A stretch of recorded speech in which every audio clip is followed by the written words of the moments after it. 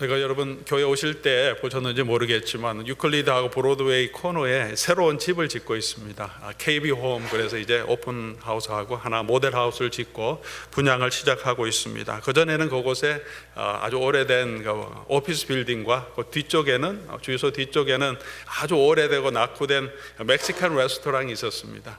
그런 것들을 보수하는 것보다는 차라리 다 철거하고 집을 새로 짓는 것이 훨씬 쉽습니다. 새로 무엇을 보수하는 것은 굉장히 어렵습니다. 오래된 건물을 보수하는 것도. 영적인 일도 마찬가지입니다. 새롭게 짓는 것은 쉽지만, 시작하는 것은 쉽지만, 무너졌던 부분, 또 황폐됐던 부분을 다시 세워가는 것은 새롭게 시작하는 것보다 더 어려울 때가 많이 있습니다. 무너지는 것은 쉽습니다. 가만 놔둬도 무너지죠. 집도 차도 사용하지 않고 아무리 좋은 집이라도 1년만 그냥 놔두면 그냥 자연스럽게 집이 무너집니다. 차도 망가집니다. 그것을 다시 세워가는 것은 쉽지 않습니다. 오늘 본문 말씀에서 유다 백성들이 16년 동안 황폐하게 버려두었던 그 성전을 다시 재건하려고 시작하는 모습을 지난주 말씀을 통해서 보았습니다. 쉽지가 않았을 것입니다. 이 일을 시작했는데 쉽지가 않아서 하나님께서 학개 선지자에게 다시 말씀을 주셔서 그 이스라엘 백성을 격려하도록 오늘 2장 말씀이 기록되어 있습니다. 저와 여러분들도 새롭게 우리 교회가 회복되기를 기도하고 올해 2019년을 시작하고 있습니다. 가장 먼저 회복되어야 할 것이 우리의 예배, 또 삶이 예배가 되고 예배가 되는 삶이 되기를 원합니다. 이런 무너졌던 부분들, 황폐했던 부분들을 다시 세워가는 것은 쉽지 않은 일입니다. 오늘 만군의 여호와께서 이스라엘 백성들을 격려했듯이 이 말씀이 오늘 저와 여러분을 향하신 하나님의 격려로 저희가 받고 저희도 힘을 내어서 스스로 굳게 하여서 일어날 수 있는 저와 여러분 될 수 있기를 바랍니다.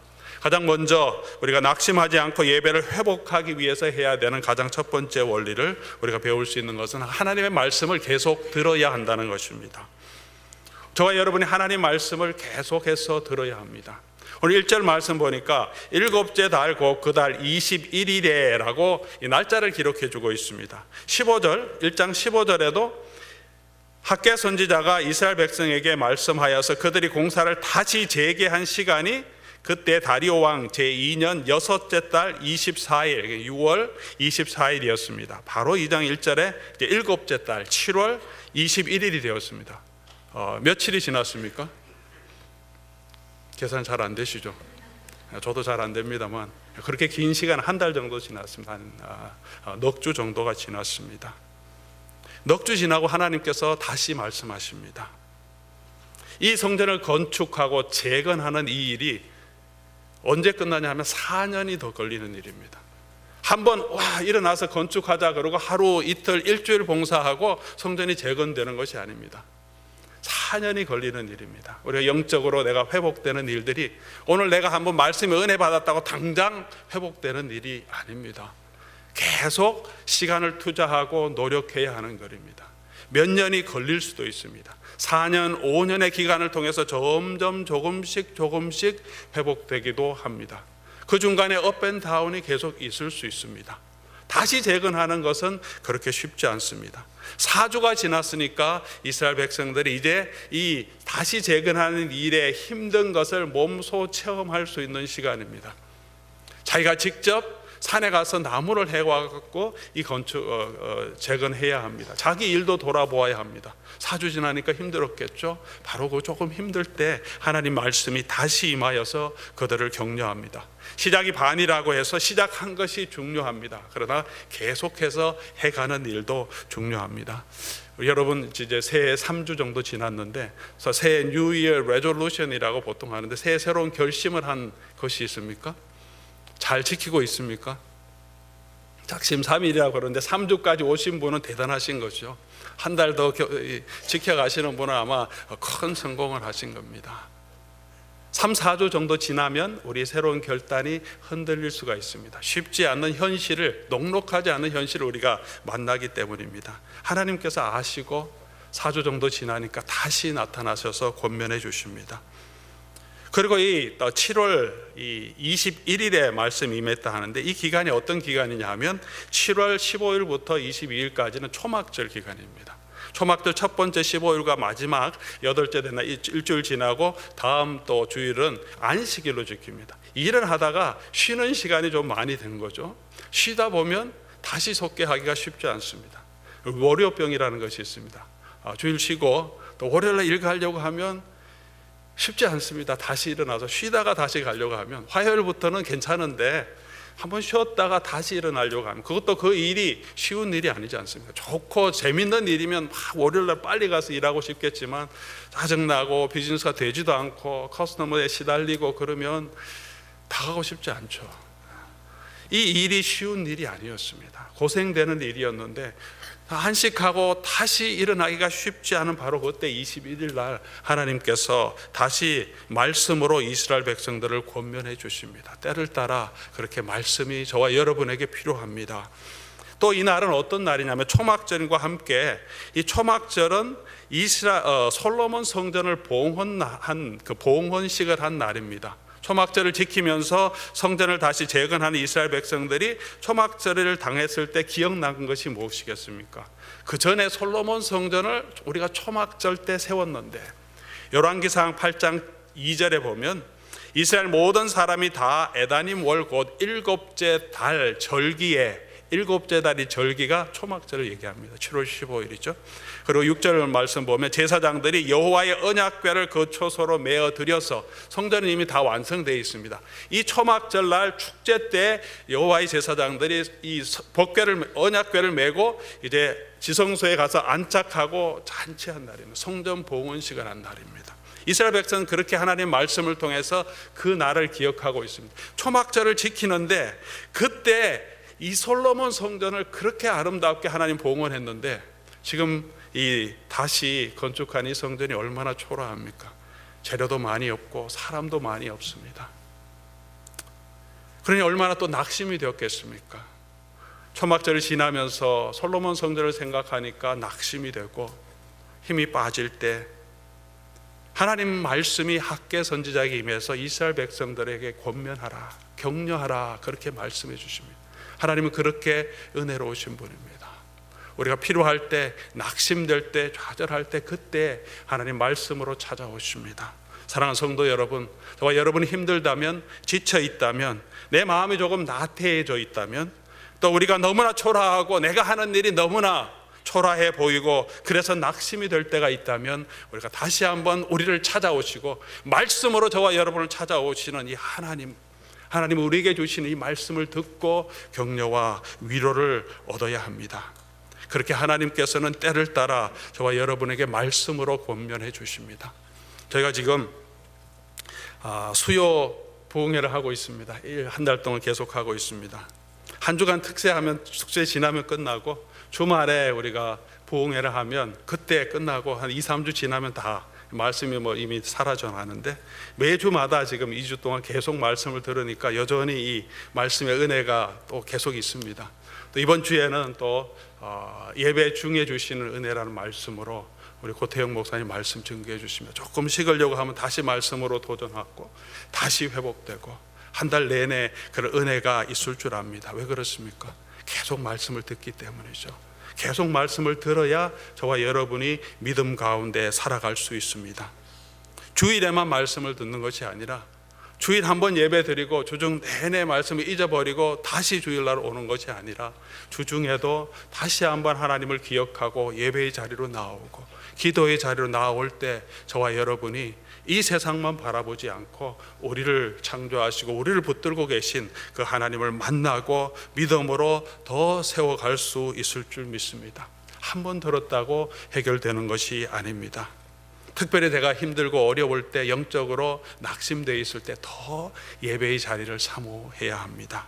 말씀을 듣는 곳으로 나와야 합니다. 말씀을 들을 때 그곳에 하나님의 위로와 하나님의 능력이 있습니다. 사랑하는 성도 여러분, 하나님의 말씀은 우리 길에 빛이고 우리 발의 등이라고 하셨습니다. 말씀이 우리를 살린다고 하셨습니다. 말씀을 품을 때 저와 여러분이 범죄하지 않는다고 하나님께서 말씀해 주셨습니다. 우리가 계속해서 주의 말씀을 듣고 말씀을 듣는 자리를 사모하고 나아오실 때 그렇게 우리 신앙이, 우리의 무너졌던 부분이 계속해서 회복될 수 있을 줄 믿습니다. 힘들고 또 낙심되고 피곤해서 그 자리에 주저앉아 있으면 우리의 신앙은 점점 더 낙후될 수밖에 없습니다. 때를 따라 하나님은 돕는 은혜로 함께 하시고 말씀으로 함께 하십니다. 저희도 양육 과정을 통해서 주일 예배, 수요 예배, 토요 새벽 기도를 통하여서 계속해서 말씀으로 여러분을 권면하고 또 하나님의 말씀을 듣기를 원해서 준비하고 있습니다. 말씀의 자리에 나오셔서 말씀으로 힘을 얻고 또 그 말씀의 힘을 의지해서 믿음으로 우리의 무너졌던 부분을 다시 회복하는 능력을 얻는 저와 여러분 될 수 있기를 주님의 이름으로 축복합니다. 두 번째, 우리가 이 말씀을 통하여서 배워야 할 것은 하나님의 영광입니다. 하나님의 영광을 보아야 합니다. 성경 공부를 하는 목적이 뭡니까? 성경 공부를 통해서 인생의 성공의 비결, 하나님의 축복을 받는 비결을 배우는 것이 아닙니다. 궁극적으로 성경을 통해서 하나님이 누구시고 우리를 향하신 하나님의 뜻이 어떤 것인지, 하나님의 영광, 하나님의 능력을 저와 여러분이 배워가는 것입니다. 우리의 눈으로, 육신의 눈으로 지금 볼 수 없기 때문에 말씀을 통하여서 영적인 눈으로 보아야 합니다. 하나님께서 이 성전에, 초라한 성전에 하나님의 영광이 함께 하시겠다고 하셨습니다. 나중 영광이 지금보다 더 크겠다고 하셨습니다. 이스라엘 백성들이 볼 수 있지 않았습니다. 어떻게 그 영광을 보고 힘을 얻고 굳세게 하고 이 성전 건축을 계속할 수 있습니까? 말씀을 통해서 보는 것입니다. 저와 여러분이 하나님의 살아계심을 어떻게 체험할 수 있습니까? 말씀을 통해서 합니다. 우리가 영생을 얻는 것을 어떻게 알 수 있습니까? 하나님의 나라, 천국이 있다는 것을 우리가 어떻게 알 수 있습니까? 하나님의 말씀으로 알 수 있습니다. 하나님의 말씀을 볼 때 하늘의 영광을 더욱더 분명하게 보게 됩니다. 오늘 그렇게 하나님은 말씀으로, 만군의 여호와가 말하노라 하신 이 말씀으로 이스라엘 백성들을 찾아오셨습니다. 이 성전에 내 영광을 충만하게 하리라. 이 성전의 나중 영광이 이전보다 크리라. 만군의 여호와의 말이니라. 솔로몬의 성전을 본 사람들은 낙심해서 너무나 슬퍼서 이 초라한 성전을 보면서 대성통곡을 했다고 에스라서에 나옵니다. 하지만 이 초라한 성전이지만, 솔로몬의 성전과 비교할 수 없는 그런 성전이지만, 그곳에 하나님의 영광이 함께 하시겠다고 하나님 말씀하십니다. 이스라엘 백성이 짓고 있는 이 성전은 초라하기도 하지만 언약궤도 없습니다. 언약궤는 이미 사라졌습니다. 예루살렘 멸망할 때 언약궤가 없습니다. 이 스룹바벨 성전에도 언약궤가 없었고 헤롯 성전에도 언약궤가 없었다고 유대 전통은 말합니다. 그냥 돌 하나 놓고 그 위에 그냥 피를 뿌렸던 것입니다. 성전도 초라한데 언약궤도 없는 이 성전을 짓고 있습니다. 솔로몬 성전을 보았던 분들은 얼마나 속이 상했겠습니까? 우리가 짓고 있는데 모양도 보잘것없는데 그곳에 언약궤도 없다. 이게 뭐 성전인가? 오늘 저와 여러분의 모습을 돌아볼 때, 교회를 돌아볼 때, 이게 무슨 교회인가? 이게 무슨 하나님의 공동체인가? 그런 생각이 들 때도 있을 것입니다. 낙심할 때도 있습니다. 그러나 하나님께서는 약속하셨습니다. 이 성전에 내 영광을 채워주겠다. 이 성전에 내가 함께 하겠다. 이 스룹바벨의 성전, 이 성전, 재건하는 이 성전은 그것으로 끝나는 것이 아닙니다. 이곳에는 성전에 하나님의 영광이 임재하지 않아 성막에 하나님의 영광이, 구름이 내려왔고, 솔로몬 성전을 봉헌해서 하나님의 영광이 구름으로 그곳에 임했는데, 스룹바벨 성전을 봉헌할 때는 하나님의 영광이 구름으로 그곳에 임재하지 않았습니다. 그러니까 이 성전 건축은 전혀 의미가 없는 것입니까? 아닙니다. 하나님이 이제 구름으로 임재하지 아니하시고 그런 영광스러운 자연 현상으로 임재하지 아니하시고 이 스룹바벨 성전의 재건의 모습을 통하여서 하나님은 직접 예수 그리스도를 보내주시면서 이 땅에 임재해 주셨습니다. 예수님이 이 땅에 오신 그 모습, 볼품도 없습니다. 초라합니다. 고운 모양과 흠모할 만한 아름다운 것도 없었다고 말합니다. 사람의 모습으로, 종의 모습으로 이 땅에 오셨습니다. 육체의 눈으로 보기에는 너무나 초라하고 보잘것없는 예수 그리스도의 모습이었습니다. 그러나 솔로몬의 영광보다 비교할 수 없는 영광으로 주님께서 이 땅에 오셨습니다. 이제 우리가 세워가야 할 이 건물은 건물이 아니고 예수 그리스도시고 예수 그리스도 안에 있는 연합된 교회입니다. 예수님이 이 땅에 오셨을 때 말씀이 육신이 되어 우리 가운데 거하심에 우리가 그의 영광을 보니 하나님 아버지의 독생자의 영광이고 은혜와 진리가 충만하더라. 요한 사도는 고백합니다.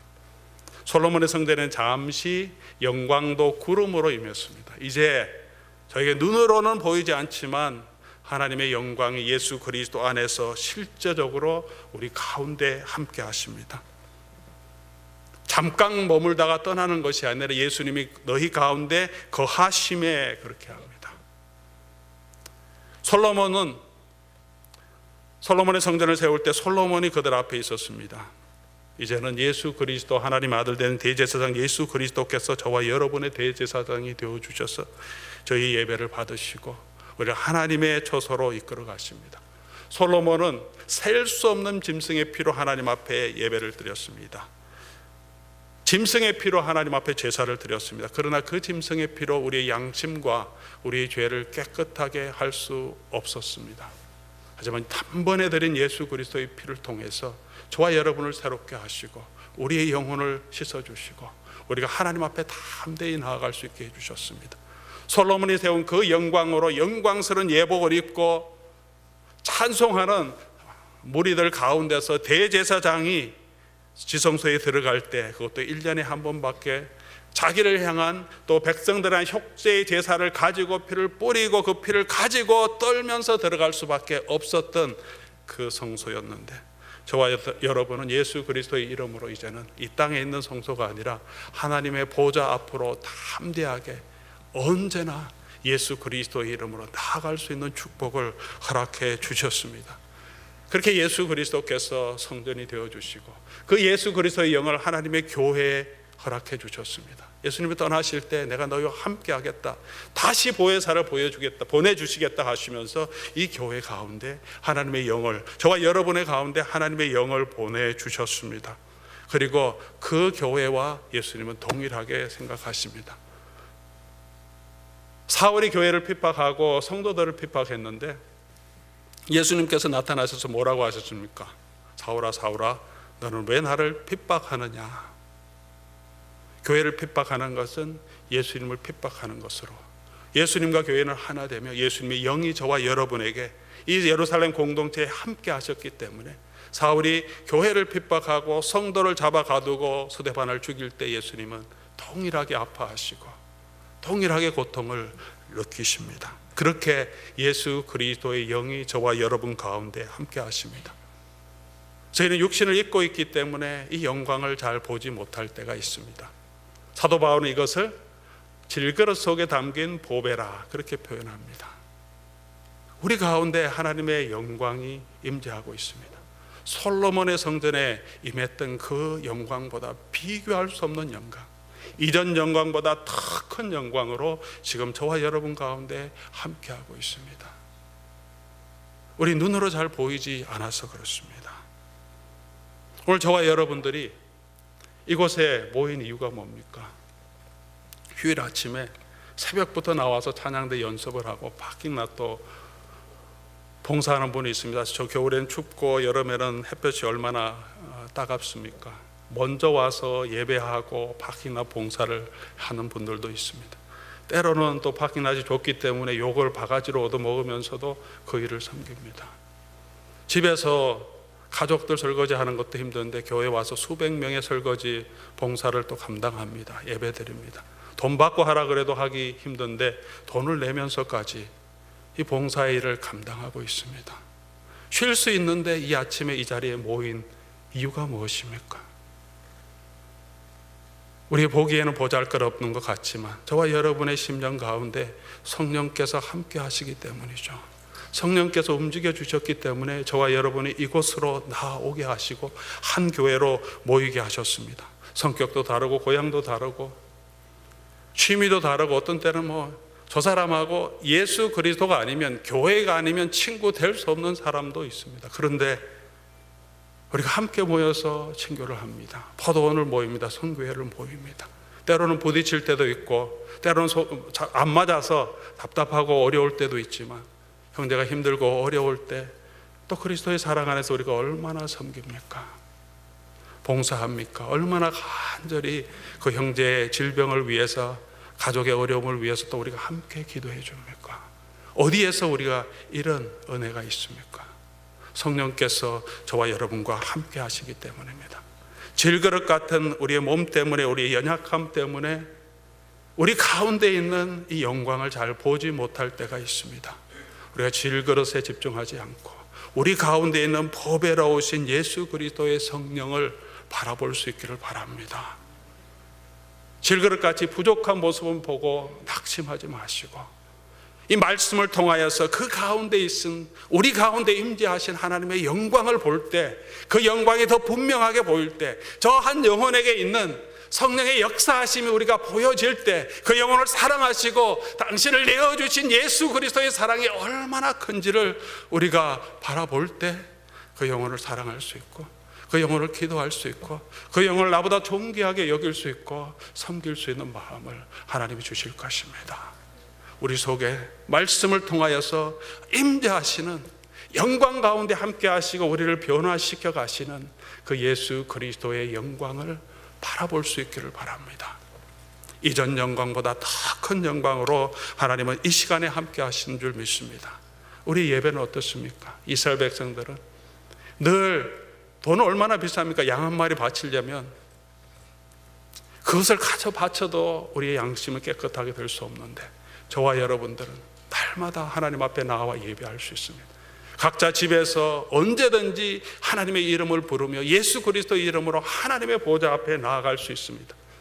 각자가 언제나 예배할 수 있지만 하나님의 정한 시간에, 온 백성이 함께 정한 시간에, 이 주님께서 정한 이 날에 온 성도가 모인 이 시간에 성령께서 더 크게 역사하시는 줄 믿습니다.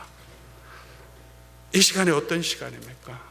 하나님께서 하나님의 백성을 모으는 시간입니다. 천상에서 14만 4천 명의 백성들과 함께, 셀 수 없는 수많은 무리들과 함께, 천군 천사들과 함께, 스랍들과 함께 하나님의 찬양하는 그 영광의 찬양의 제사에, 예배에 오늘 저와 여러분을 초청하신 것입니다. 우리를 통해서 오늘 하나님의 영광이 이 땅에 임재하실 것입니다. 우리 찬양과 우리의 기도를 하나님 받아주시고, 이 찬양과 이 예배가 하늘의 천상으로 올라가는 복된 시간이 될 것입니다. 그런 축복을 저와 여러분에게 경험케 하셨습니다. 지금 우리가 누리는 영광은 질그릇 속에 있는 영광입니다. 우리의 질그릇 같은 육체로 인하여서 여전히 부족한 모습이 함께 있습니다. 하지만 나중 영광은 지금 영광보다 더 클 것입니다. 지금은 질그릇 때문에 잘 나타나지 않지만, 우리의 육체 때문에 잘 나타나지 않지만, 예수님이 다시 오실 그때 하늘과 땅과 바다와 육지가 진동하고 세상의 모든 보화가 주님께 모일 것이고, 이 땅에 있는 모든 사람들, 주권자들도 예수 그리스도의 이름 앞에 무릎을 꿇게 된다고 하셨습니다. 그 영광을 저와 여러분이 보게 될 것입니다. 오늘 저와 여러분들이 고난 가운데, 여전히 연약한 가운데, 우리가 믿음 가운데 살아갈 수 있는 힘이 어디에서 나오겠습니까? 이 말씀을 통하여서, 우리 가운데 거하시는 성령을 통하여서 우리가 이 하나님의 영광을 볼 때, 그 영광이 더 분명하게 보일 때, 그 영광이 저와 여러분을 힘있게 합니다. 능력 있게 합니다. 우리 속에 있는 이 영광이 무엇입니까? 예수 그리스도에 있는 영광의 빛, 바로 그것이죠. 복음의 빛입니다. 고린도후서 4장 6절에 바울이 고백합니다. 하나님께서 예수 그리스도의 얼굴에 있는 하나님의 영광을 아는 빛을 우리 마음에 비추셨습니다. 한 사람 한 사람 안에 비추셨습니다. 그래서 일어나 빛을 발하라 하신 이사야의 말씀이 저와 여러분에게 적용이 됩니다. 이제 저와 여러분 안에 예수 그리스도를 아는, 하나님의 영광을 아는 빛이 그리스도 안에서 복음 가운데 우리 안에 있기 때문에 우리는 빛이고 이 세상의 소금이, 일어나서 그 빛을 발하라고 하십니다. 우리가 사방으로 우겨쌈을 당하여도 쌓이지 아니하고, 답답한 일을 당하여도 낙심하지 않고, 박해를 받아도 거꾸로 떨림을 당하지 않고, 망하지 않고, 우리 몸에 항상 예수의 죽음을 짊어지면 예수의 생명이 또한 우리 가운데 나타나려 하십니다.